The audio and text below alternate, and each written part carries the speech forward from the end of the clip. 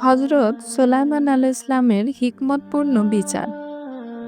আল্লাহর রাসূল সাল্লাল্লাহু আলাইহি ওয়াসাল্লাম বলেছেন, একদিন দুইজন মহিলা তাদের সাথে দুটি সন্তানকে নিয়ে ছাগল চরাতে বের হলো।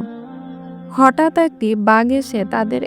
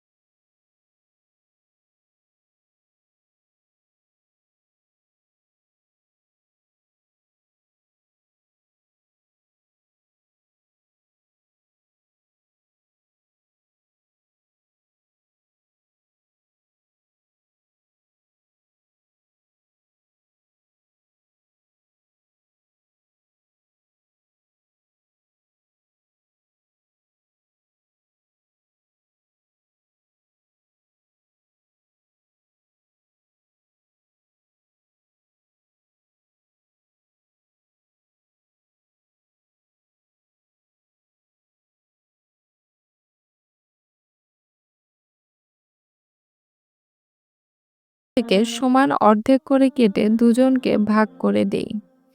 একথা শুনে অল্প বয়স্কা মহিলাটি বলে উঠল, তা করবেন না, আল্লাহ আপনার উপর রহম করুন। ছেলেটি তারই। একথা শুনে সুলাইমান আলাইহিস সালাম দাঁড়িয়ে বললেন, আলহামদুলিল্লাহ, সত্যি মা তো তুমি, যে নিজের সন্তানকে বাঁচাতে নিজের অধিকারের দাবিও ছেড়ে দাও, তিনিই প্রকৃত মা। তখন অল্প বয়স্কা মহিলাটির পক্ষে রায় দিলেন।